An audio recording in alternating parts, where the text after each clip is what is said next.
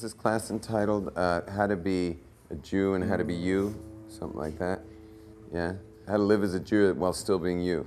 And someone asked me what my title was on my way over, and I said, I don't know, I think it was like How to Be a Jew and Be Normal. And they're like, and they want to use you to teach this class. I call it being Jewish and being you-ish. Kind of makes you wonder what's going on in this crazy world of ours, that anyone would think like Judaism would somehow vacuum up your self-identity. I don't know where it's from. And maybe it's from all those dudes with the black attitude. I'm serious, it's quite a cookie cutter world out there. You know, and you look at that and you're like, wow, like that would definitely leave nothing of me afterwards. And here I am, I'm doing the full thing, and I'm like, I don't think anyone's ever told me that I lack identity, you know, even in my black hat. All right, let's put this thing down a little, or it's just gonna be a concert. So we're talking about being normal. Talking about how to be Jewish and how to be you-ish. So first of all, let's dispel one myth, and that is that you have to compromise on a little bit of you in order to be that Jew, and you're gonna have to compromise a little bit on the Jew to be the you, yeah? And it's kind of, I think the modern Orthodox world worked really hard on like kind of creating a balance between individuality and Judaism, and I think the ultra-Orthodox world kind of said, forget that balance, like individual out, Judaism in, yeah? But what I'm doing is I'm trying to create this other, like, third way, yeah? It's the third way.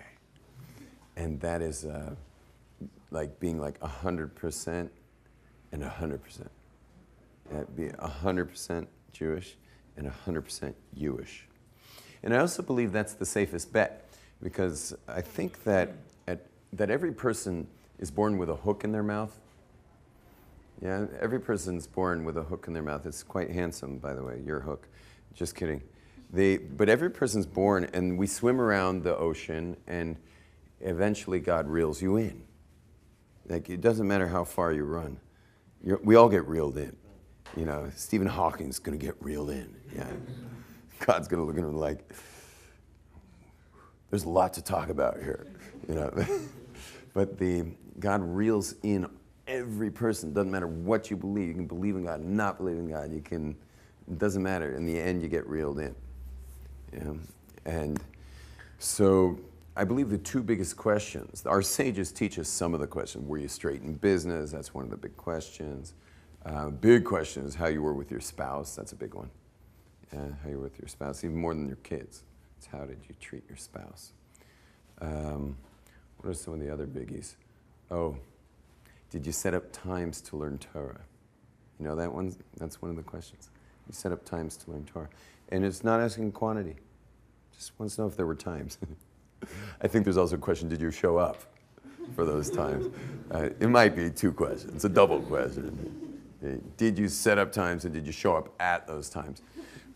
This one's really important because busy people, they also want to learn Torah, but it often becomes like, you know, like the gym. You know, if you don't have time, you don't go. So, but setting up times of Torah means I'm going even if I don't have time, and that's pretty tough. But if it's only 15 minutes, you know, like someone says, I'm going to show up to work early, or I'm going to do this before I go to bed. My nighttime reading is going to be 15 minutes of a Jewish book. And then, so you can answer that question. But I believe that there's going to be two other questions, and that was, were you Jewish, and were you you-ish? Were you Jewish? Did you do all the things that a Jew does? And were you you-ish? You see, every person has a macro and a micro identity.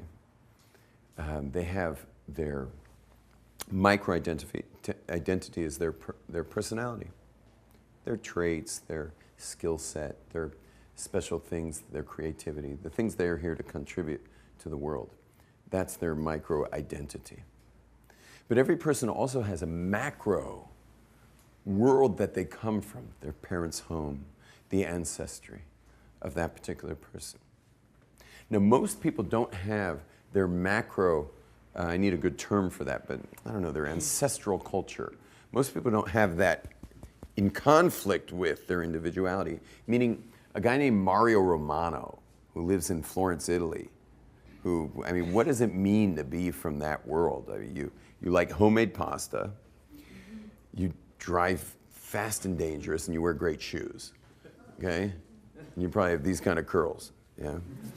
And so, like, Mario doesn't feel like being Italian's cramping his style.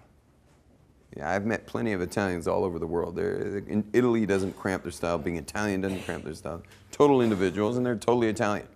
This isn't like, you know, a big deal for the rest of the world.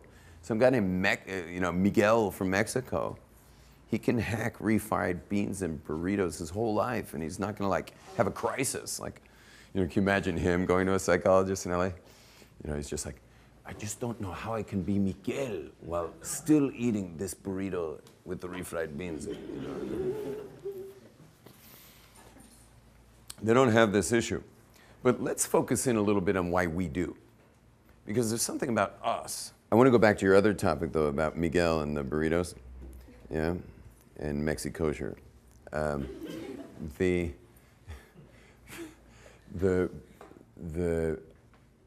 I agree with you that every individual is trying to find himself even within his culture, for sure, for sure. But the percentage of people who are from Mexico who are going to drop their culture like a hot potato to find themselves is nothing compared to what a Jew would do. You know, a Jew will just like go totally out of the fold to find themselves. Tell you something interesting this will be just for fun, but in the ultra-Orthodox world, when a kid wants to find himself, because basically the parents blew it, they didn't give him his individuality or her individuality, and so they got to find themselves. And they go on this amazing journey. And it's a very interesting journey. And we'll tell you one thing interesting about it is that every one of you have red lines and internal moral values that, like, you know, I don't care how far you might go, you know, in a situation, especially on alcohol or something.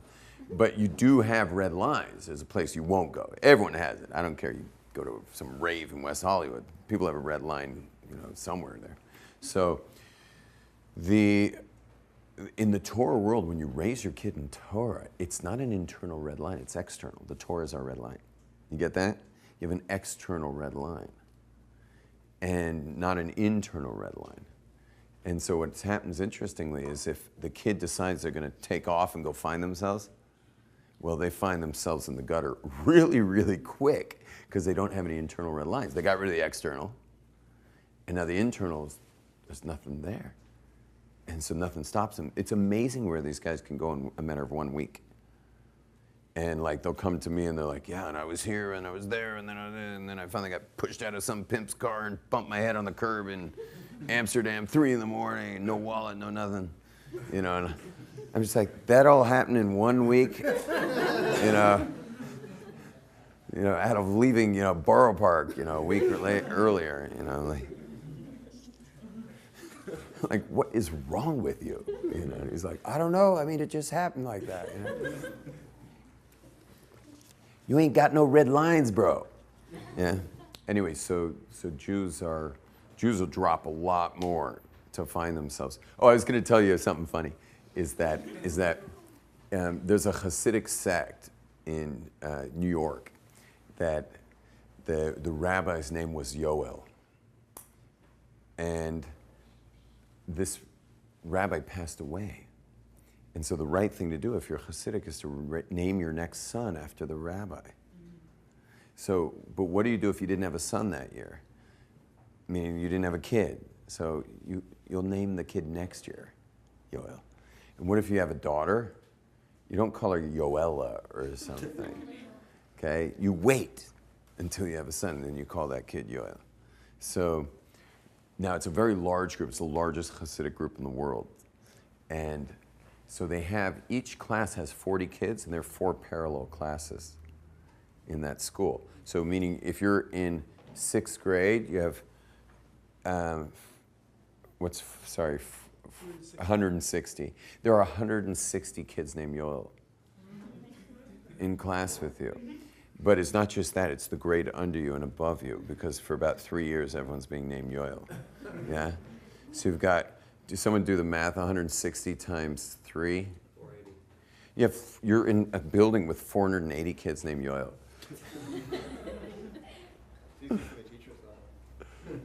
The teachers. Well, guess what the teachers call them? Excellent, by their last name. Yeah? By their last name. That's why I have a special joke I say, because everyone in the East Coast introduced themselves with their last name. So when you meet these guys, they're always introducing their last name. So I'll meet a guy and I'll say, hey, what's your name? He says, Goldstein. I said, amazing. What's your last name? He says, Goldstein. I said, your name's Goldstein? Goldstein? You have cruel parents. Yeah. Come on, tell me your first name. He's like, Yoel. Anyway, I'd like to share with you a little piece of Torah that's, I believe it's something gorgeous. And that is that when Jacob married, he was in love with a woman named Rachel, but he got tricked by his father-in-law, whose name was Lavan. Yeah, and he was now staying at the house of Lavan. How do you say the house of Lavan in Hebrew? Beit Lavan. Beit Lavan. Yeah, Beit Lachem is the house of bread. This is Beit Lavan. Maybe it's white bread. This is Beit Lavan, which is otherwise known as the White House. And he was tricked by his father-in-law and given the slip. And he wakes up the next morning and he sees it's not Rachel, it's Leah. Yeah, and I think all of our rabbis have always been kind of scratching their heads, wondering why it took till the morning to figure that out. But they didn't have electricity then, you know. Anyway, so he wound up being married to Leah, but he wanted Rachel. So what did he do? He just, married Rachel like a week later, like she did for Sheva Brachas, and then he married Rachel. Okay, so he had 2 wives, which is pretty cool, I guess, if you're Yemenite or something. And so what happened was, well, I'll ask you guys, how do you think Leah felt about being the, second string to Rachel? How do you think she felt about that? Think she was happy about that? Yeah? I mean, she's married to like an amazing guy. And it's Jacob, I mean, he's like, you couldn't get a better husband. Jacob was like the most awesome husband. But he really wanted Rachel. And it wasn't that Jacob didn't love her, it's just that she didn't feel it, which teaches us a whole different lesson, not for tonight, but that someone can love you, you cannot feel it, because you're stuck in your story. Yeah? Don't we all have parents who love us like crazy, but we're all stuck in our stories, so many of our conversations look something like, oh, Dad, yeah, what's up? Uh-huh. Yeah, it's kind of bad timing, yeah. I've got a lunch. Yeah, I'll try to call you later. Yeah. And people love us so much, and we can't experience it so much. And that's part of the work I do, called The Possible You. But Leah feels unloved. Now, God causes Rachel to become barren. And Leah starts having kids, one after the other after the other. The first kid that Leah had, she called him, you ready for this? Anyone know? Reuven. Reuven, yeah? You know what Reuven means? Re'u means to see, and Ben, Reuben. Ben means son. Like, see, Jacob? She ain't giving you no kids. I gave you a son. I gave you a son. Love me. Did you guys ever think about the name Reuben? Reuben? It means, look, I gave you a son. Love me. It's kind of sad, isn't it? And he's the first of our tribes. Reuben's the first of the 12 tribes. Yeah. See, I gave you a son. Oh, maybe it gets better. She has another son. You know what his name is? Shimon. Shimon. Simon. Yeah, Shimon Omer. Simon says. Yeah. Shimon means the word Shema, Shema, yeah, Shim. And On means poverty, from the word Ani, Ani, with an ayin. Hear my poverty. I'm an unloved wife. You ever think about that? Second of the tribes. name for that. She has a third son, and she calls him Levi. And the word Levi means to escort. And our rabbis actually tell us that the reason he's called escort is because she's got Reuben over here, she's got Shimon over here. How's she going to get around to parties and like country clubs and stuff? What does she need? Because she now got 3 kids. She needs an escort.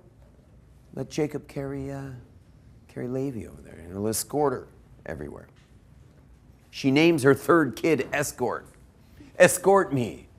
I gave you 3 sons. Pretty harsh, huh? Poor thing. Let me share with you something about Leah. It says in the Torah that Leah's eyes were soft. When that means soft, it's not the good kind of soft. This is the kind of soft meaning her eyes. She had cried so much for so long that it affected her actual physiognomy. Her face told a story of tears. And we've all met people like that, who just went through so much and it touched their actual face, like they've been changed by it. She cried for years and years and years. Why did she cry so much? And the answer is because little kids teased her when she was little. Teasing, which is basically little bullies. Yeah? She was teased that because Jacob and Esau are twins, so because Lavan had 2 girls, so the older of the twins, the twin that was born first, was Esau, this really evil dude. And because she was older than Rachel, they teased her that she'll go to Esau, this evil dude, and Jacob will marry her sister Rachel. But this had nothing to do with anything. This is what she was teased with as a kid. And how many people do we know got teased about something, and it's still to this day, back to the seminar work I do, but still to this day, they're in that loop. She was in a loop for her whole life until it actually affected her entire face. And the truth is, every one of your faces, all of our faces, are affected by our loops. Our loops shape us. But that was her loop. Then she gets married, and now she's got a whole new loop. What's her new loop? Begins with a U. N-L-O. Unloved. I'm unloved. Do you think Jacob didn't love her? What do you guys think? You think Jacob loved her? Yeah. Oh, yeah, he loved her. He loved her very, very much. How do we know he loved her, by the way? How do we know Jacob loved her? Torah didn't say he loved her. How do we know Jacob loved her? Ready for the answer? The answer is that when you're worked out, when you yourself are worked out, you love. Jacob was a very worked out human being. Jacob was awesome. We're named after Jacob. He was the most worked out. I mean, we're not called B'nai Avraham. We're not called B'nai Yitzchak. They were very worked out. We're B'nai Yaakov, B'nai Yisrael. His other name's Yisrael. Jacob was very worked out. You'll notice when you're worked out, you love everybody. You know when you're in that zone? You know when you're in the zone? And people will like nod at you all of a sudden out of the blue, and people come up and ask you the time, or or whatever. And you'll suddenly like feel a lot of love for people and that you otherwise might not. When you're worked out, you love. Jacob definitely loved her. But someone loving you, as we spoke about our parents before, someone loving you and you experiencing and receiving that love are 2 different things. So she lives in this story about Esau, her whole upbringing, and then since she's married, she lives in a story about Jacob. But where is Leah? Is she around for any of this? Is Leah experiencing her life, or is she experiencing her story about her life? Which one? Her story. She lives in the story about her life. And how many of us in this room live in our story about our life? As opposed to just being this like, I mean, I look at, how I look at us? I look at us as sensors. You're like a sensor. You sense sound, you sense touch, you sense taste, you sense sight. And it's awesome. You're a sensor. Or are you in some story? Some story from when? Some story from the past. Where's the past? Someone want to hand me the past? Can't. Doesn't exist. Yeah. It's how many people do we know are licking their wounds over some stupid thing that happened that could have just easily happened or not happened, or some random thing. Half the time it's random, half the time it's other stuff, but it's old already. I know what I'm saying could like completely destroy the world of psychology and everything, but I don't want to take any income from somebody. But it's like, by the way, I'm very into therapy, but go, get it out, and move on already. You know, like, it's gone. I feel so bad for God, because God interfaces, God's USB cable with creations now. There is no past. It doesn't exist. Our past is a total figment of memory. It's all from memory. You know what the Kabbalah calls memory? It calls it dust. It calls it dust. And what was the snake cursed to eat? In the story of Adam and Eve, cursed to eat dust. Don't feed the snake. Just move on. Yeah. Well, my kids, whenever I'm telling a story and I get interrupted by somebody, so my kids, all they do is say, keep on the story, keep on the story, Daddy, keep on the story. And I'm like, 1 second. You know, I'm just trying to tell my wife something or whatever. And all you get is, keep on the story. And one day I just realized, you know what? Keep on the story. Keep on the story. Let's let go of that story and let's just keep on this story. You know, keep on the story. Keep yourself on the story, today's story. Because today's story is amazing. And by the way, for those who want to get married, who's it more exciting to marry? Someone who's got some really old, lame story, and they just can't wait to get really close to you so you can totally understand their story. You know, oh, once we're really close, then I'll let you know my story. You know, you want to marry someone who's in some old story? Or you want to marry someone who keeps on the story? You want to marry someone who keeps on the story? Someone who's living in the adventure of now as a sensor. They've got a microphone. They've got a camera. They've got all these sensors everywhere, and today's a whole new story, and that's who you want to marry. Yeah, you want to marry someone who's in this amazing story. Give you an example. The biggest nerd Aisha Torah has ever seen, ever, was a student of mine in Jerusalem, okay? Usually the guys in Jerusalem are super cool guys, okay? There's no such thing as nerds. See, we grew up with, we had Hillel houses on campus, which was like 90% girls and 10% nerds, okay? And I remember when I got to Aisha Torah, I was expecting, okay, we're the 90% girls and 10% nerds. You know, and when I got to Aisha Torah, that was in 1991. And I get there, and all I'm getting is like these super, super cool guys who are like top of the line people. Just amazing people. So anyway, the nerdiest guy in Ish. I mean, this guy, he was 28 years old, but still smiled like it was his like 15-year-old puberty yearbook photo. You know, he smiled like this.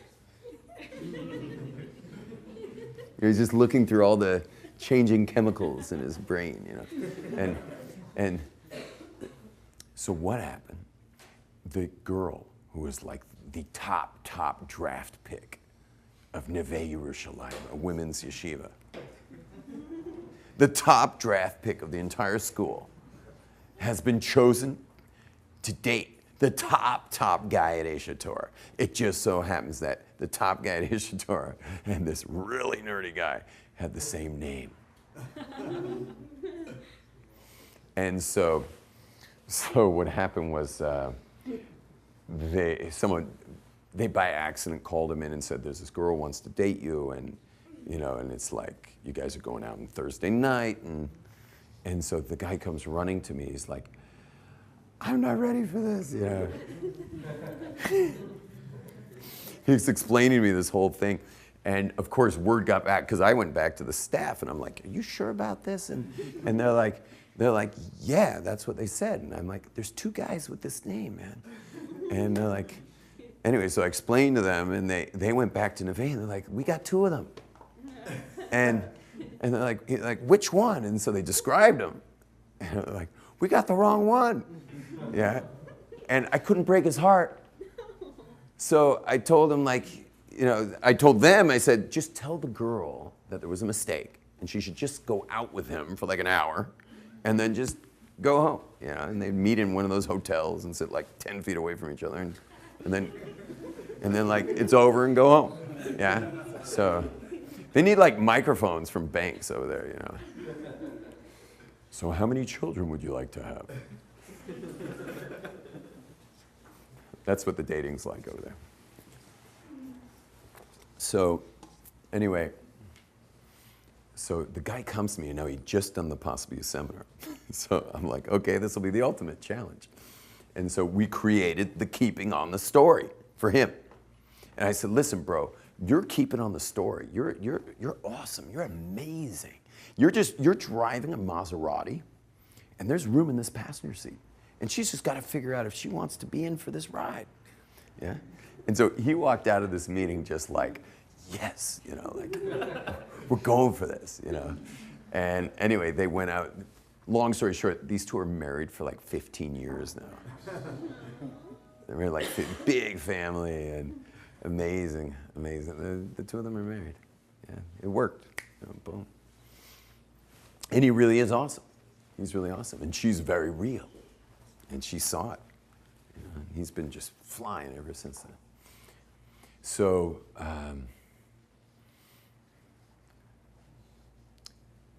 keep on the story. Yeah. So, Leah has no personality. You get it? She only has her story. You get where I'm at?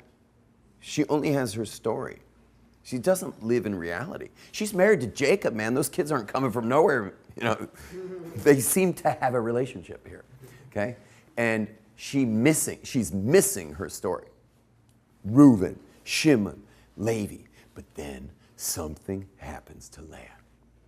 Something very special and powerful happens to Leah, where she finally discovers herself and becomes the Leah. That's our foremother, the Leah. She has this transformation and becomes Leah. And she gets pregnant, and she has another child. And she says, this time, let me gratefully praise God. Because now she's in touch. Because when you're in your story, there's no relationship with God. There's only your story. No relationship to parents, no relationship to friends, everything's just your story. And most relationships are usury, just to feel somehow better about your story. Yeah. So she suddenly is like, let me gratefully praise God. Gratefully thank God. And she names the kid, thank you. Yehuda. Yehuda, which means Todah. Thank you. She names him thank you. And it's amazing that we're called Yehudim. We're the Jews. We're Yehudim.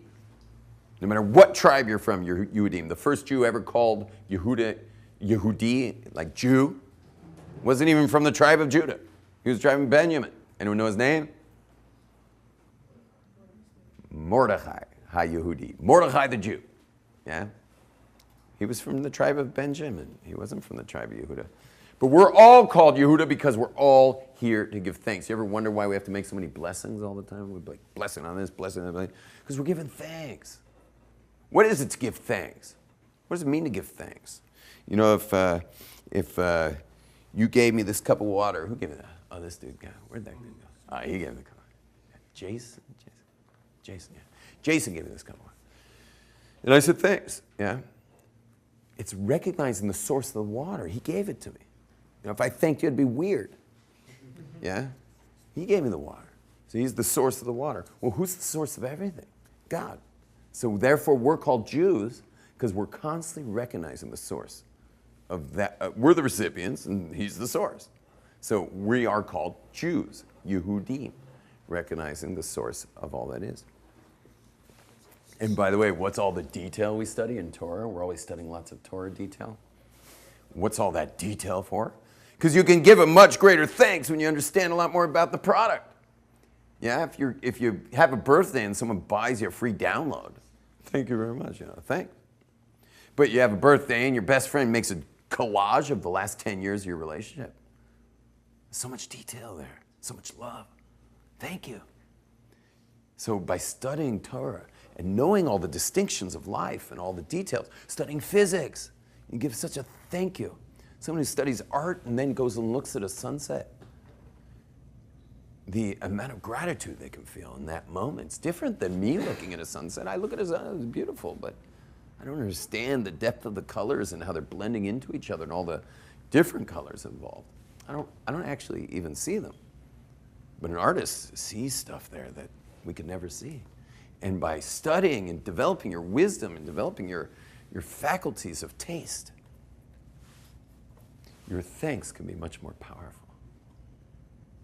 But most importantly is to get rid of your story and rather keep on the story.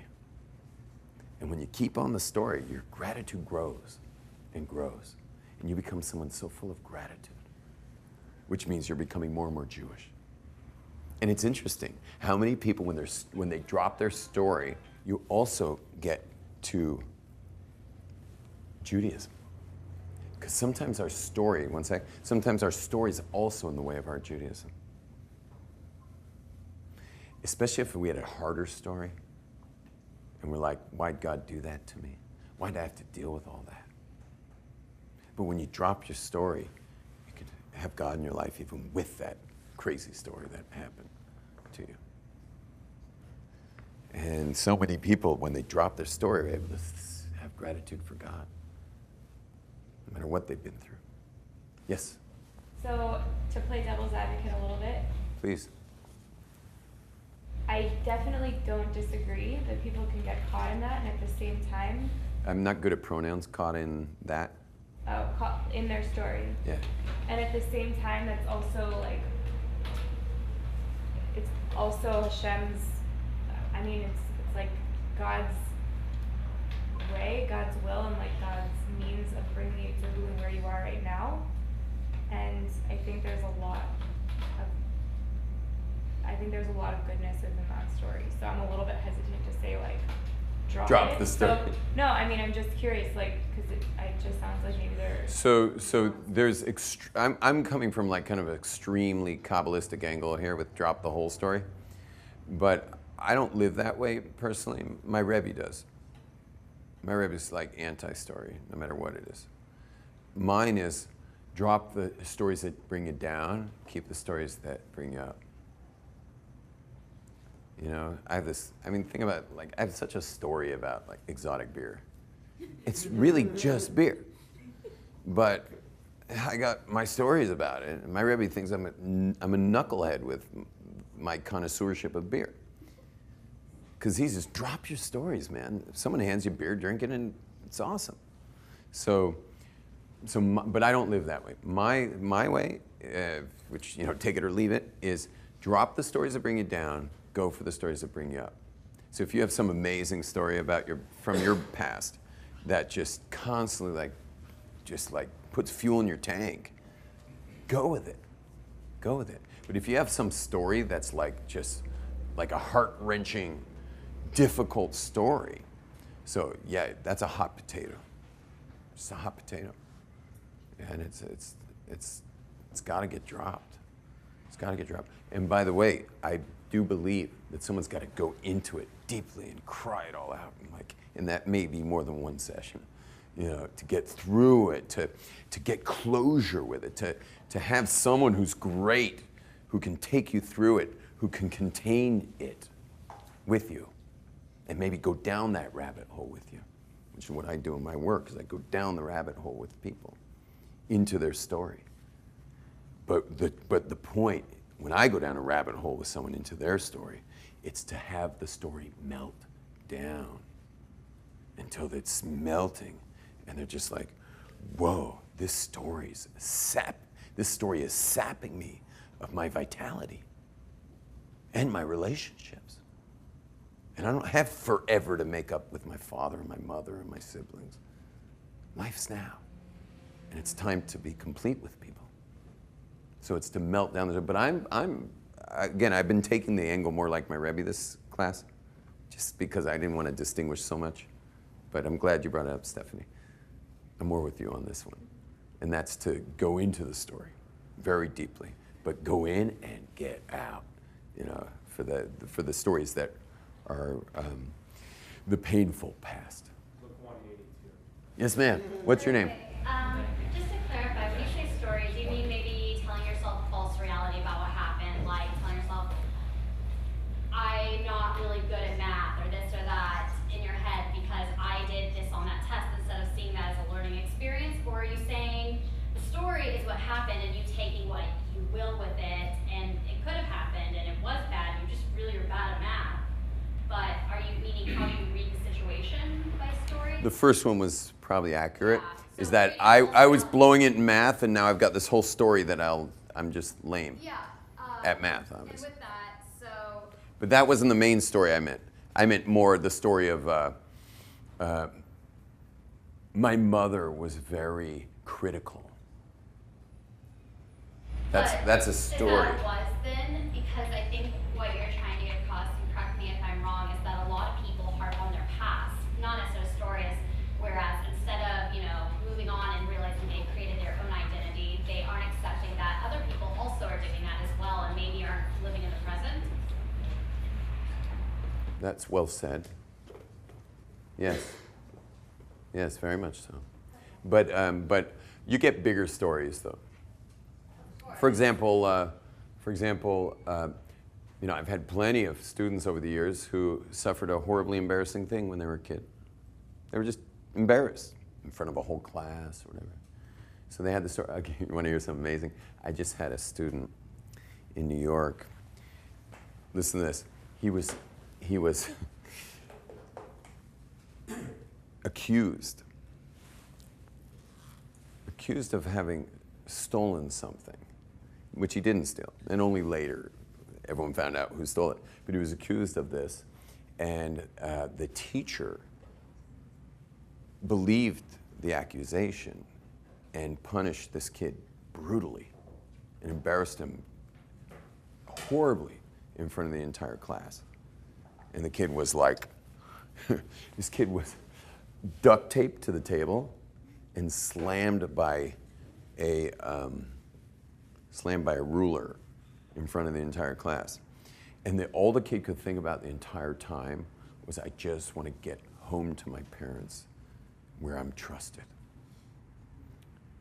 While he was on his way home to his parents, the Rabbi of this kid, not the Rabbi, not the family, but the teacher of this kid, who was just like some monster, called his parents and said, your son's going to come home saying he didn't do something, but we happen to know he did. Don't believe him. And his parents gave it to him. They were also brutal. So I asked this man, it was just some man, from like Manhattan, and I said to this man, I was like, so what do you do for a living? He says, well, I manage one of the biggest supermarkets in Manhattan.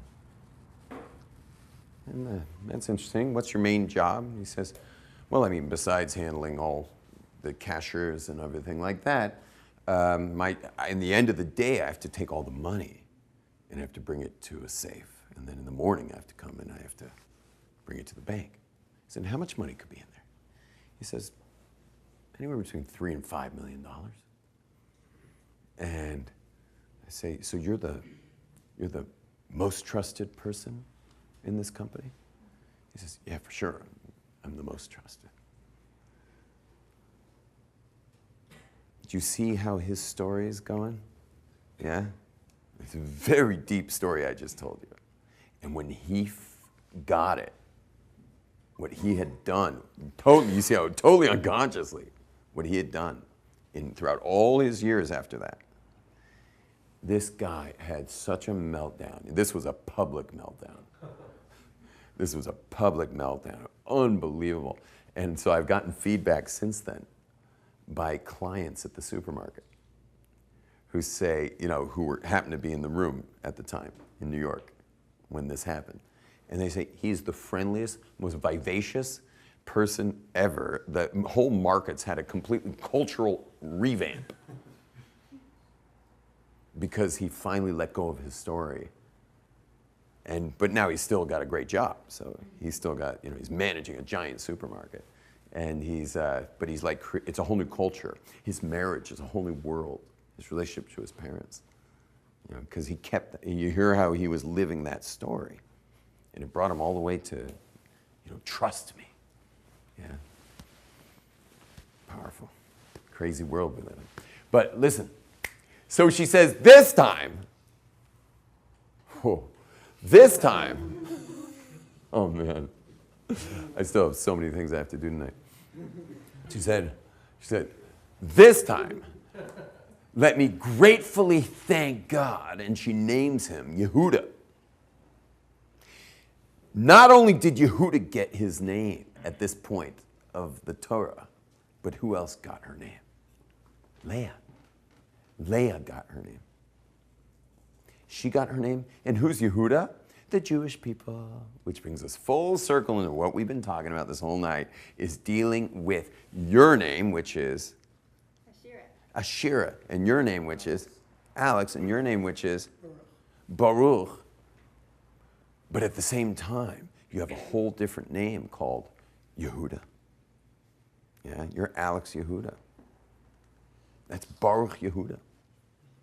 This is Ashira Yehudit. Yeah? In the same sentence of the Torah that Leah gets her name, we get our name. And they're supposed to go together.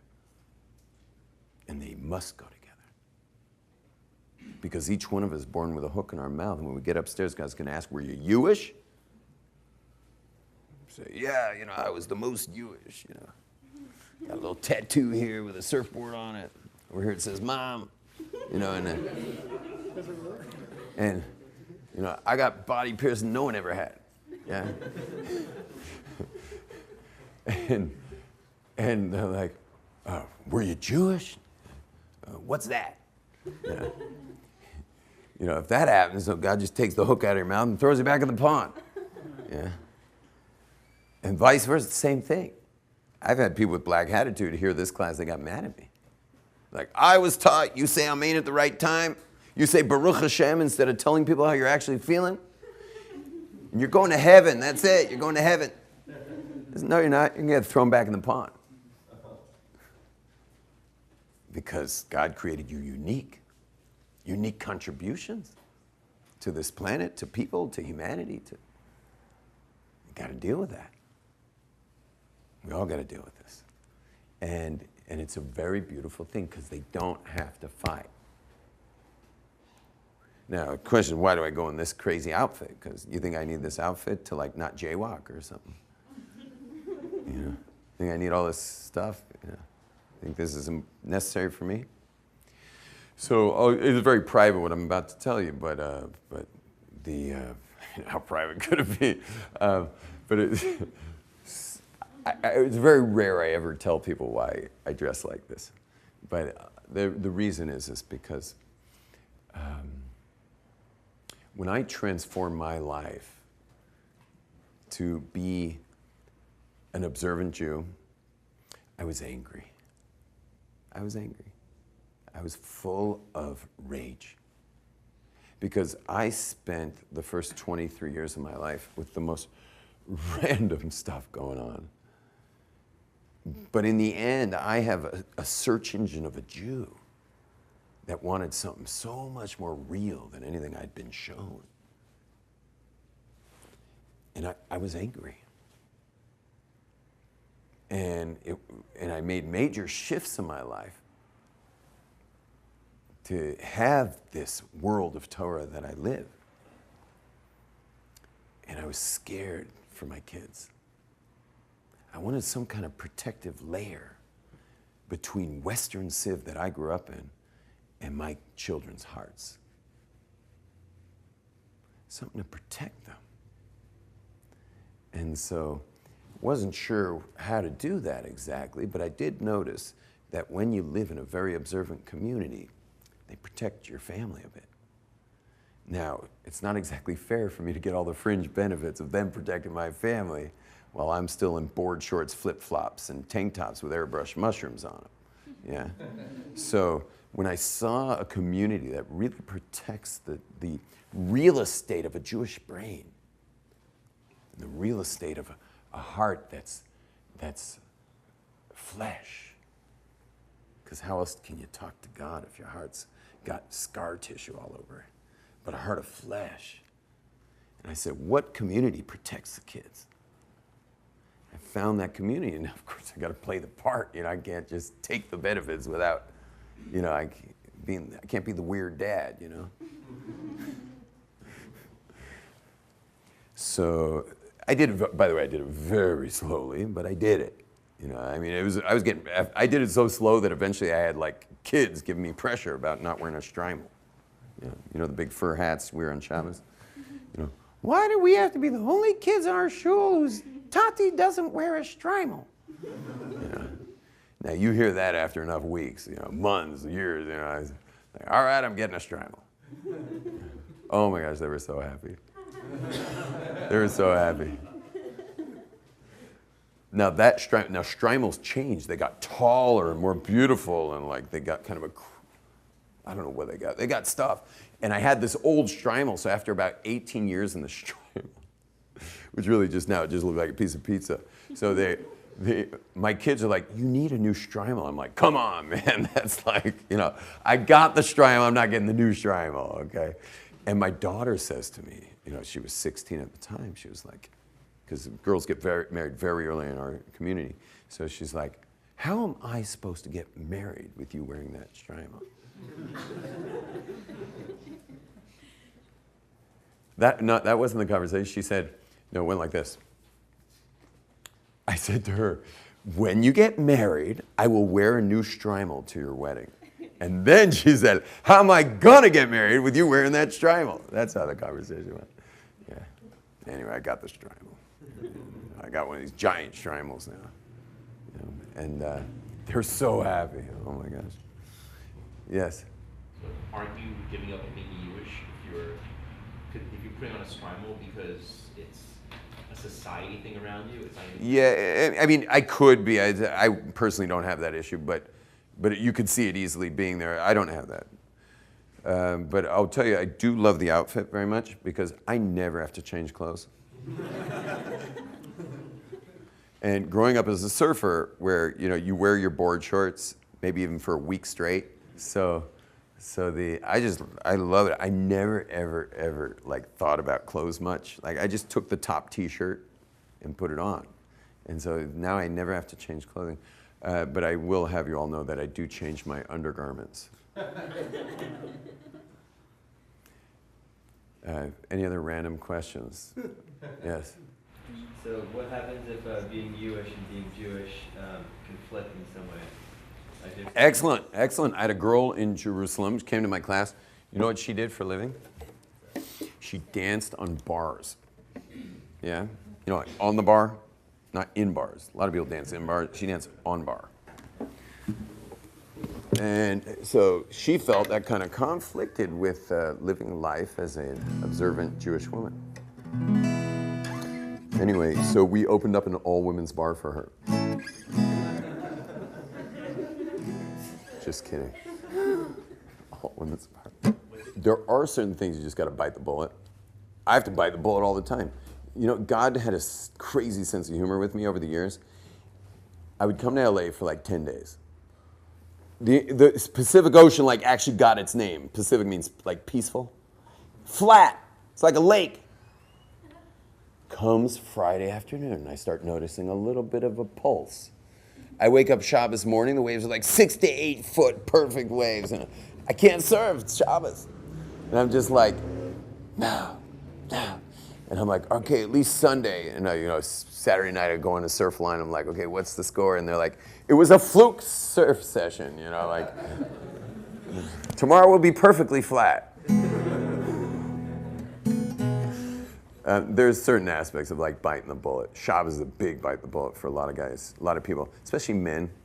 Yeah, I mean today women as well, but men are like they want to manipulate the planet a lot. Men are just like such strong asserters, and they kind of want to mark every lamppost they walk by, and And the way we do it today is mostly with our thumbs, you know, on our little crackberries. And Shabbos is just like emasculating. So there are certain things that you do have to bite the bullet for, and that's good. You know, it's good. Yeah. And by the way, I'll finish with this. When we say ve'ahavta, after we say Shema, we say ve'ahavta. So ve'ahavta et Hashem Elokecha b'chol levavecha. With all your heart, you have to love God. U'b'chol nafshecha, and with all your soul. U'b'chol me'odecha. Weird word, God. Yeah. With all your ma'od. What does that mean? With all your ma'od. I know art school puts all your resources, you know, because I guess they're thinking optimistically that it's a lot. You know, because the word ma'od means you're a lot. It means a lot. So you're supposed to love God with all your a lot?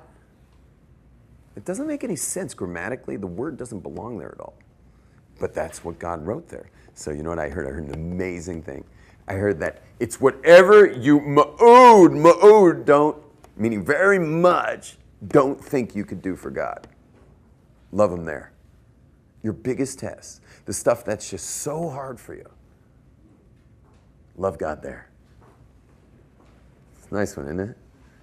And so for me, not surfing on Shabbos is b'chol me'odi, with all my ma'od. I love you, Hashem, so much. I don't care how big the surf is. Bring it on. Yeah. And that's why you do Kabbalat Shabbat, Lonnie? Yeah, so in Kabbalat Shabbat, you'll notice the last paragraph of Kabbalat Shabbat says, greater than the mighty waves of the sea, you are great on high. And that's God talking to surfers.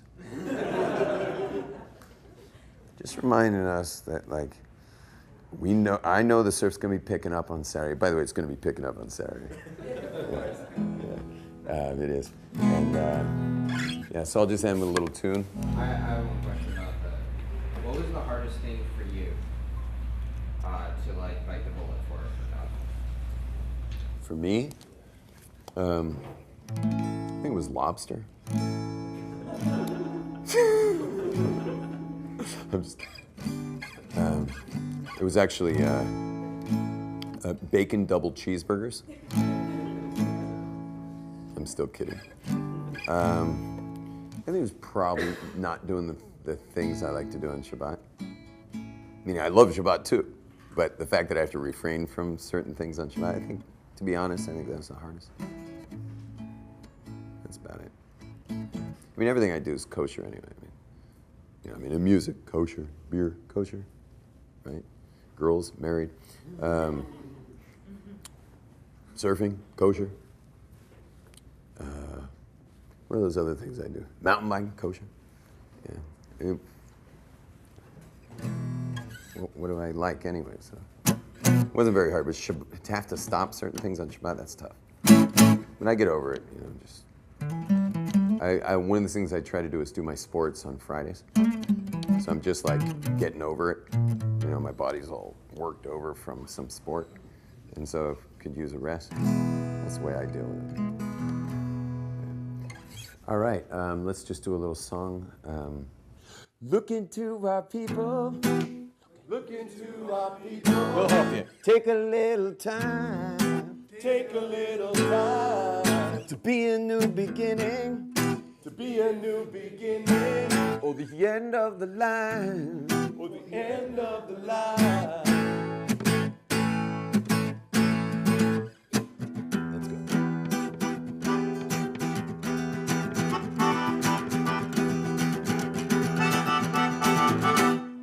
A few millennia ago, the words were carved in stone.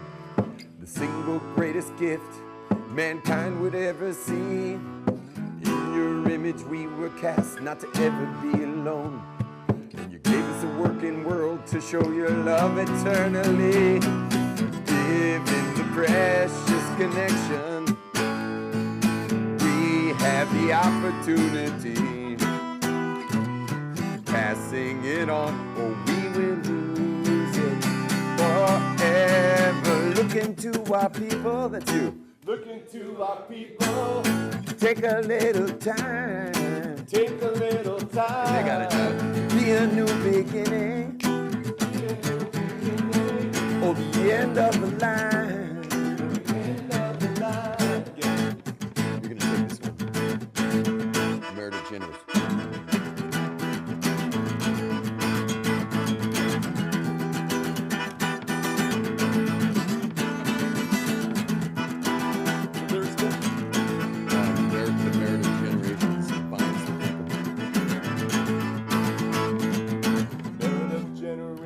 Binds the people to the text. Our ancestors have given their lives for the right to say a prayer. So how am I gonna be the one to be the blessing to the next, when most of us cannot recall the reason we should care? Quietly stand on the sidelines, Slowly we throw it away, watching our birthright disappear. look into our people, take a little time to be a new beginning or the end of the line. Now one more time. Ooh, you put your hands together. Ooh.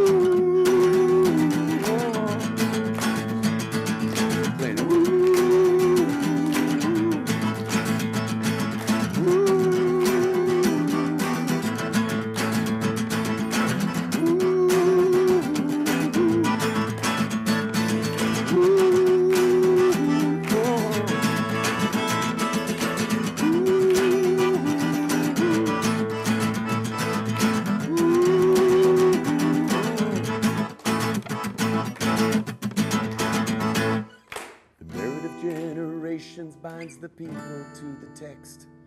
Our ancestors have given their lives for the right to say a prayer. So how is it we're gonna pass this blessing to the next, when most of us can recall the reason we should care? Quietly stand on the sidelines, slowly we throw it away, watching our birthright disappearing forever. Look into our people. Let's go. Come on. Take a little time to be a new beginning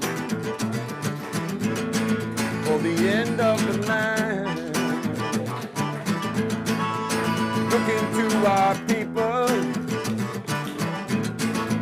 Look into our mission. Don't deny our children. Don't deny our children their beautiful tradition.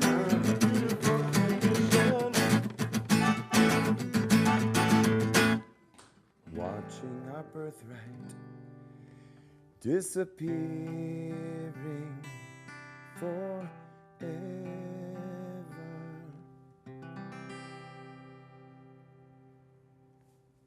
One, two, three, go.